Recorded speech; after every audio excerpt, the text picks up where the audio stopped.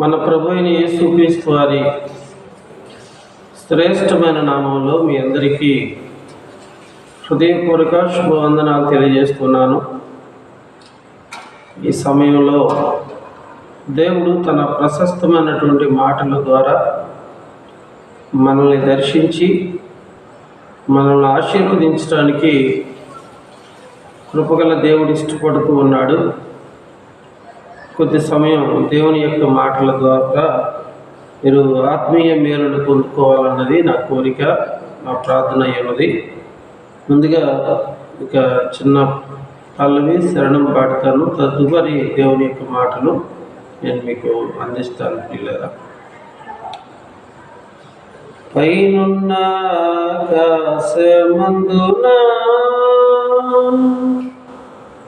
క్రిందున్న భూలోకమందున, పైనున్న ఆకాశమందున క్రిందున్న భూలోకమందున లేదు రక్షణ ఏ నామమున, లేదు పాప విమోచన, లేదు రక్షణ ఏ నామమున, లేదు పాప విమోచన. పైనున్న ఆకాశమందున క్రిందున్న భూలోకమందున అన్ని నామములకు పైని గలదు ఉన్నతంబగు యేసుని నామము, అన్ని నామములకు పైని గలదు ఉన్నతంబగు యేసుని నామం. యేసు నామములో శక్తి కలదు, యేసు నామములో శక్తి కలదు, దోషులకు శాశ్వత ముక్తి కలదు, దోషులకు శాశ్వత ముక్తి కలదు. పైనున్న ఆకాశమందున క్రిందున్న భూలోకమందున, పైనున్న ఆకాశమందున క్రిందున్న భూలోకమందున. యేసుక్రీస్తు వారి అతి శ్రేష్టమైన నామంలో మరొకసారి మీకు హృదయపూర్వక శుభవందనాలు తెలియజేస్తున్నాను. రండి దేవుని యొక్క మాటలు ఆలకిద్దాం. అపోస్తుల కార్యములు 4వ అధ్యాయము 12వ వచనాన్ని చదువుకుందాం. మరి ఎవరి వలనను రక్షణ కలగదు, ఈ నామముననే మనము రక్షణ పొందవలను గాని ఆకాశం క్రింద మనుషుల్లో ఇవ్వబడిన మరి ఏ నామమున రక్షణ పొందలేము అని. ప్రియులరా, పేతురు, యోహానులు ప్రభువారి యొక్క శిష్యులు. వీరి ద్వారా దేవుడు చాలా స్వస్థత కార్యాలు, అద్భుత కార్యాలు దేవుడు జరిగించాడు. ఒక సందర్భంలో పుట్టి కుంటివాడికి స్వస్థత కలుగునట్లు ప్రార్థించారు. వాడు స్వస్థపరచబడ్డాడు.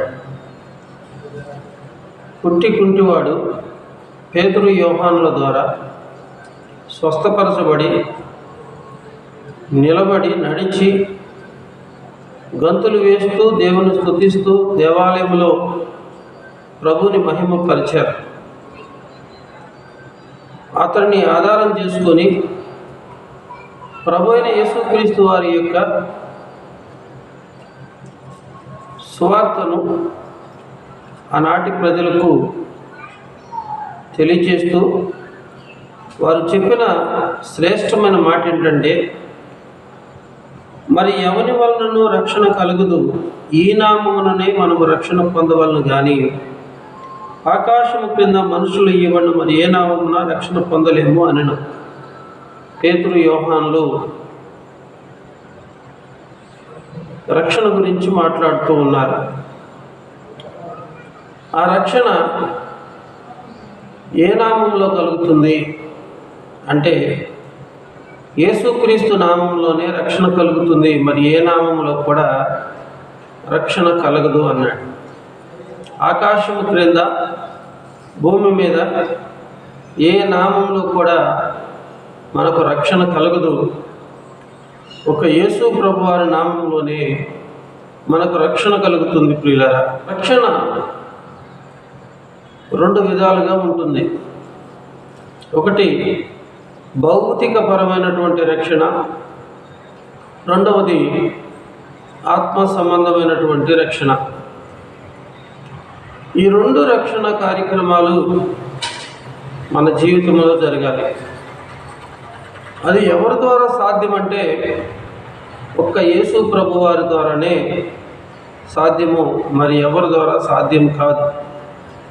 పిల్లరా, భూమి మీద నానా విధములైనటువంటి అవసరతలు, అక్కరలు, సమస్యలు, శోధన బాధలు, ఇబ్బందులు, అనేక రకాలైనటువంటి ఒడిదుడుకులు కలిగినటువంటి మనుషులు కోకొల్లలుగా మనం చూస్తూ ఉన్నాం. ప్రియులారా, పైకి నవ్విచుండినను హృదయంలో దుఃఖముండక మానదు అని దేవుని లేఖనం తెలియజేస్తున్నది. ఎవరి దుఃఖము వాని హృదయానికే తెలుస్తుంది. కొరత లేని మానవుడు, లోటు లేని మానవుడు భూమి మీద ఎవరూ లేరు. నిద్ర లేచింది మొదలుకొని నిద్రపోయేంత మటుకు మనము దేవుని మీద ఆధారపడుతూ మనం చేసే ప్రతి పనిలోనూ దేవుని యొక్క కృప, దేవుని యొక్క సహాయం మనకు కావాలని మనం దేవుని వేడుకుంటూ ఉంటాం. ప్రియులారా, ప్రభువారు భూమి మీద నిన్ను అన్ని విషయాల్లో రక్షిస్తాడు, కాపాడుతాడు. నీ కొరతలన్నీ కూడా తీరుస్తాడు. ప్రభువారు ఏం చెప్పాడంటే, మొదట నా నీతిని, రాజ్యాన్ని వెతకండి, అటు తర్వాత మీరు ఏది ఆలోచిస్తారో, మీకు ఏది అక్కరగా అవసరతగా ఉన్నదో అవన్నీ ప్రభు తప్పకుండా మీకు అనుగ్రహిస్తాడు. ప్రభువారు ఏమని చెప్పాడంటే, నిన్ను కాపాడువాడు కునుకుడు, నిద్రపోడు. నీ రాకపోకలేందు యెహోవా నిన్ను కాపాడుతాడు. స్త్రీ తన గర్భమున పుట్టిన చంటి బిడ్డను కరుణింపకుండా మానున వారైనను మనుషుదురు, నేను నిన్ను మరువును అని. తల్లి గర్భములో రూపింపబడక మునిపే దేవుడు మనల్ని చూసి తన హస్తములతో మన అంతరింద్రియములను కలుగజేసి,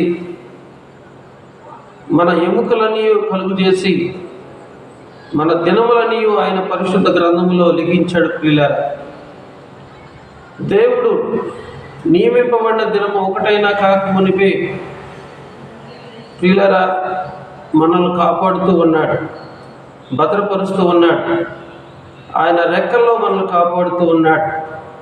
కోడి తన పిల్లలను రెక్కల మాటును కాపాడినట్లుగా దేవుడు తన అమూల్యమైనటువంటి రెక్కల మాటున మనల్ని కాచి కాపాడి భద్రపరుస్తున్నాడు. ఎప్పటి వరకు అంటే ముదిమి వచ్చు వరకు, తల వెంట్రుకలు నెరయ వరకు నిన్ను చక్కగా పెట్టుకుని వాడును నేనే. భూమి మీద దుష్టుడు నిన్ను ముట్టకోకుండా, దురాత్మ క్రియలు నీ మీద పనిచేయకోకుండా నిన్ను కాపాడువాడు కునుకుడు, నిద్రపోడు. ప్రతి విషయంలో దేవుడు నీకు సహాయం చేస్తున్నాడు. భౌతికంగా దేవుడు నీకు చాలా సహాయం చేస్తూ ఉన్నాడు. ప్రియులారా, నీకు వ్యాధి ఉన్నా, నీకు బాధలున్నా, అప్పు సమస్యలున్నా, శత్రు భయం ఉన్నా, నువ్వు దేని గురించి నువ్వు చింతిస్తూ ఉన్నా, నీ చింత యావత్తు ప్రభువు మీద నువ్వు వేయాలి. ప్రియమైన వాళ్ళరా, నీ చింత యావత్తు ప్రభువు మీద నువ్వు మోపితే ప్రభు నిన్ను ఆదుకుంటాడు. పరిశుద్ధ లేఖనం మనకి ఏం తెలియజేస్తుందంటే, రాజుల చేతనైనను, నరుల చేతనైనను, అధికారుల చేతనైనను రక్షణ కలగదు, వారిని నమ్ముకొనవద్దు, వారు మంటి పాలవుతారు, వారి సంకల్పములు నాడే నశిస్తాయి. ఎవరికి యాకోబు దేవుడు సహాయకుడగునో, ఎవరు ఆ దేవుని మీద ఆశ పెట్టుకుంటారో అట్టి మనుషులు ధన్యులు అని దేవుని లేఖనం తెలియజేస్తుంది. మనుషుల సహాయము వ్యర్థము, రాజులు నమ్ముకునుట వ్యర్థము, యెహోవాను ఆశ్రయించువాడు ధన్యుడు. కాబట్టి భూమి మీద దేవుడు నీకు నియమించినటువంటి దినములన్నీ కూడా ఉత్సహించి సంతోషించి ఆనందించాలి అంటే ప్రియులరా, ప్రతి విషయంలో నీ యొక్క భారము, నీ యొక్క ఆలోచన యావత్తు దేవుని మీద నువ్వు మోపగలిగితే గనక ప్రభు నిన్ను అన్ని విషయాల్లో కాపాడుతూ ఉంటాడు. మీరు దేని గురించి చింతించవద్దు, మీ చింత యావత్తు ఆయన మీద వేయండి ప్రియులారా. ఎందుకంటే భూమి మీద నూరంతల ఆశీర్వాదంతో పాటు పరమందు నిత్య జీవాన్ని కూడా దేవుడు మనకు అనుగ్రహించే దేవుడు. కాబట్టి యేసుక్రీస్తు మాత్రమే లోక రక్షకుడు. యేసుక్రీస్తు భూమి మీద భౌతికపరమైన ప్రతి సహాయాన్ని దేవుడు నీకు అనుగ్రహిస్తాడు. ఎందుకంటే మీరు ఫలించాలి, అన్ని విషయాల్లో ఫలించాలి.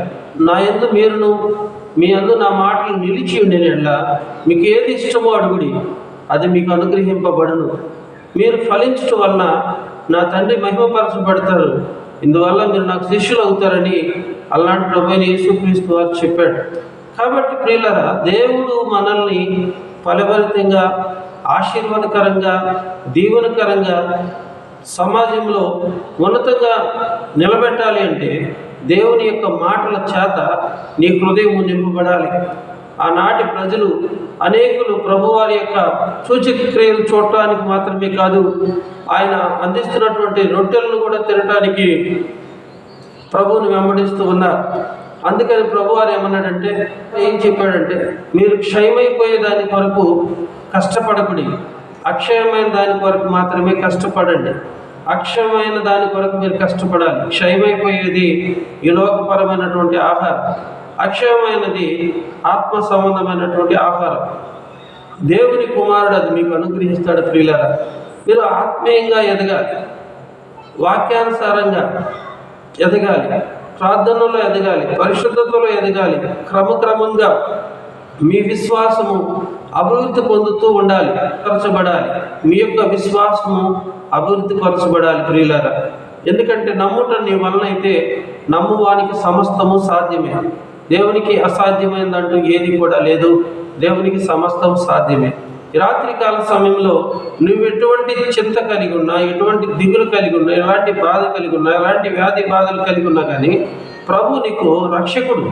ఏ విషయంలో అంటే భౌతికపరమైనటువంటి రక్షకుడు, ఆత్మ సంబంధమైనటువంటి రక్షకుడు. ఎందుకంటే ప్రియమైన వాళ్ళరా, జగత్తు పునాది వేయబడక మునిపే క్రీస్తు మనల్ని ఏర్పాటు చేసుకున్నాడు. యుగముల సమాప్తి యందు కడవరి దినాలలో తండ్రి అయిన దేవుడు తన కుమారుడైన యేసు ప్రభువారిని భూమి మీదకు మనందరి కొరకు ఆయన రక్షకుడిగా పంపించాడు. యేసు ప్రభువారు ఈ లోకానికి ఎందుకు వచ్చాడు అంటే, నశించిపోయిన వారిని వెనక రక్షించడానికి యేసు ప్రభువారు ఈ లోకానికి వచ్చాడు. నేను రోగులను పిలువవచ్చుదని కానీ ఆరోగ్యవంతులను కాదు అన్నాడు. నేను పాపులను పిలువవచ్చుదని కానీ నీతిమంతులను కాదు అని ప్రభు చెప్పాడు. యేసు ప్రభువారు రోగులకు వైద్యుడండి, పాపులకు రక్షకుడండి. నశించిపోయిన దాన్ని వెతక రక్షించడానికి యేసు ప్రభువారు ఈ లోకానికి వచ్చాడు. ఎవరు నశించిపోయారంటే పరిశుద్ధ లేఖనం తెలియజేస్తుంది, ఏ భేదము లేదు, అందరము పాపం చేసి దేవుడు అనుగ్రహించే మహిమను పొందలేని వారుగా ఉంటున్నాము. దేవుడు అనుగ్రహించే మహిమను మనము పొందలేనిగా వారిగా ఉంటున్నాము. నీతిమంతుడు లేడు, ఒక్కడైనా లేడు. అందరూ పాపం చేసి దేవుడు అనుగ్రహించే మహిమను పొందలేకపోతున్నారు. అందరూ దారి తప్పిపోతున్నారు. ప్రియులారా, దారి తప్పినటువంటి మనల్ని వెనక్కి రక్షించడానికి యేసు ప్రభువారు ఈ లోకానికి వచ్చాడండి. యేసు ప్రభువారు ఈ లోకానికి ఎందుకు వచ్చాడంటే, మరి ప్రియులారా, నన్ను మనందరినీ రక్షించడానికి. ఎందుకని బాప్తిస్మం ఇచ్చి యోహాను తెలియజేస్తూ వచ్చాడు, ఇదిగో లోక పాపములను మోసుకొని పోయే దేవుని గొర్రెపిల్ల. యేసు ప్రభువారు లోక పాపములను మోయడానికి వచ్చినటువంటి దేవుని గొర్రెపిల్ల. యేసు ప్రభువారు మన పాపాలకు బదులుగా, మన శాపగ్రస్తమైన జీవితానికి బదులుగా, మనందరికి నిమిత్తమై తను తాను ఆ కలవరి శిలువలో సమర్పించుకొని ఉన్నాడు. ఆయన అమూల్యమైనటువంటి రక్తాన్ని ఆఖరి బొట్టు వరకు కాచి తన ప్రాణాన్ని మన వరకు పణంగా పెట్టాడు ప్రియులారా. ఎందుకు అంటే మేకల రక్తం, కోడెల రక్తం, కోళ్ళ రక్తము మైలతో కూడింది కనుక వాటి రక్తం చిందించడం ద్వారా మనుషులకు పాప క్షమాపణ కలగదు. పాపం పోవాలి అంటే రక్తం చిందించబడాలి. ఆ రక్తము పరిశుద్ధమైన రక్తమై ఉండాలి. ఆ రక్తము మనుషుల రక్తము అపవిత్రమైనది, పశువుల రక్తము మైలతో కూడినటువంటి రక్తము. దేవుళ్ళు దేవతలు అనబడిన వారు ఉన్నను ఆ రక్తము పాప క్షమాపణకి పనికిరాదు ప్రియులారా. మరి పాపికి పాప క్షమాపణ కలగాలి అంటే రక్తము చిందించబడాలి. అది పరిశుద్ధమైన రక్తమై ఉండాలి.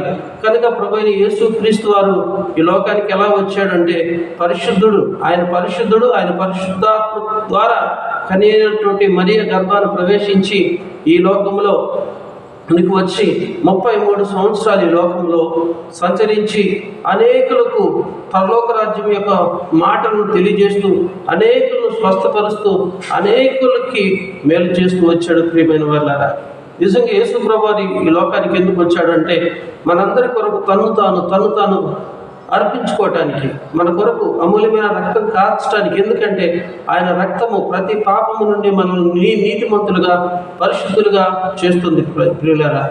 ఎందుకంటే మన పాపములను మనం ఒప్పుకునేలా ఆయన నమ్మదగిన వాడు, నీతిమంతుడు, సమస్త దుర్నీతి నుంచి మనం విడిపించి పరిశుద్ధులుగా పవిత్రులుగా కాపాడటకు సమర్థుడండి. ఎందుకంటే యేసు రక్తము మాత్రమే పాపిని పరిశుద్ధుడిగా మార్చగలదు. అందుకని ఆకాశము క్రింద భూమి మీద ఏ నామములో మనకు రక్షణ లేదు. దేవతలు అనబడిన వారు, అలాగే ప్రభువులు అనబడిన వారు, అనేక మంది మనుష్యులు ఎవరు కూడా పాపి కొరకు మరణించలేదు. ఒకవేళ వారు మరణించిన అది పాప క్షమాపణకు పనికిరాదు. ఎందుకంటే వారికి జన్మ పాపం, కర్మ పాపం ఉంటుంది ప్రియులారా. జన్మ పాపం, కర్మ పాపం ఉన్న వ్యక్తులు చనిపోతే పాపికి పాప క్షమాపణ కలగదు. దేవుడే ఈ లోకానికి, మానవుడికి ఈ లోకానికి వచ్చి మానవులందరి కొరకు తాను అర్పించుకొని తన అమూల్యమైన రక్తాన్ని కాచాడు కనుక ప్రభు వారి యొక్క రక్తం ద్వారానే మనం నీతిమంతులుగా పరిశుద్ధులుగా మార్చబడుతున్నాం ప్రియులారా. కాబట్టి యేసు ప్రభు వారు భౌతికపరమైన రక్షకుడు, ఆత్మపరమైనటువంటి రక్షకుడు. భూమి మీద నీకు ఆశీర్వాదం, పరమందు నిత్య జీవాన్ని నీకు ఎవరైనా ఇవ్వగలుగుతారా అంటే అది ప్రభు అయిన యేసుక్రీస్తు వారు మాత్రమే. అంత తప్ప ఈ లోకములో ఎవరు లేరు. ప్రభు అయిన యేసుక్రీస్తు వారు ఏం చెప్పాడంటే నేనే మార్గమును, సత్యమును, జీవమును, నా ద్వారా తప్ప ఎవరు పరలోకానికి ప్రవేశించలేరు అన్నారు. ఇదే అనుకూలమైన సమయం, ఇదే రక్షణ దినం. ఇంత గొప్ప రక్షణ నిర్లక్ష్యం చేయకోకుండా నువ్వు నమ్మి బాప్తిసం పొంది నువ్వు రక్షించబడతావు. రాబోయే ఉగ్రత నుండి నువ్వు తప్పించబడతావు. నిత్య జీవానికి నువ్వు వారసుడు అవుతావు. ఎంత గొప్ప అవకాశాన్ని నువ్వు దుర్వినియోగం చేసుకోకుండా సమయాన్ని సద్వినియోగం చేసుకొని దైవాశీర్వాదాలు పొందుకోవాలని దేవుని సేవకుడిగా నేను కోరుకుంటూ ఇంతటి మాటలు ముగిస్తున్నాను. God bless you all. దేవుడు మిమ్మల్ని దీవించునుగాక. కరుణవంచండి ప్రార్థిస్తాను. మహిమా ప్రభావంలో గల మా ప్రియమైన పరలోకపు తండ్రి, మీ పరిశుద్ధ పాదాలకు ఎరలేని స్తుతులు స్తోత్రములు చెల్లిస్తున్న ఈ దేవా, ఈ యొక్క సమయంలో మీ ప్రియబిడలతో మీరు మాట్లాడిన ప్రతి మాట కొరకు స్తోత్రాలు అయ్యా. లోకపరమైనటువంటి అవసరతలు, అక్కర్లు, సమస్యల చేత సతమతం అవుతున్న ప్రతి ఒక్కరికి మీరు రక్షకుడు అని చెప్పారు. అలాగే ప్రభువా, పాపిని పరిశుద్ధ పరిచే శక్తి, అలాగే పరలోకానికి నడిపించే శక్తి మీకు మాత్రమే ఉందని ప్రభువా తెలియజేస్తూ వచ్చారు. జ్ఞాపకం చేసుకునండి ప్రభువా. అయ్యా, జ్ఞాపకం చేసుకోండి. ఈ మాటలు అనేకులకు ఆశీర్వాదకరంగా, దీవెనకరంగా, మేలుకరంగా మార్చమని ప్రభువా. ఇంకా ఈ మాటల ద్వారా అనేక మంది రక్షణలోకి నడిపించబడినట్లు సహాయం చేయమని ఈ ఛానల్ని అనేకులు సబ్స్క్రైబ్ చేస్తూ ప్రభు అనేకులకు షేర్ చేస్తూ అనేకులకు ఈ సందేశాన్ని అందించే వ్యక్తులుగా ప్రతి ఒక్కరిని సిద్ధపరచమని, ఆశీర్వాదాలతో దీవెనతో నింపమని ప్రభువైన యేసుక్రీస్తు వారి అతి శ్రేష్టమైన నామంలో ప్రార్థించి అడిగి పెట్టుకుంటున్నాం తండ్రి. ఆమేన్, ఆమేన్, ఆమేన్. తండ్రి, కుమార పరిశుద్ధాత్మ త్రియేక దేవుని దీవెన, సన్నిధి, సమాధానం ప్రభు సన్నిధిలో ప్రార్థించిన మనకు సకల పరిశుద్ధులకు సదాకాలం తోడే నడిపించును గాక. ఆమేన్, ఆమేన్. God bless you. దేవుడి మమ్మల్ని దీవించును గాక.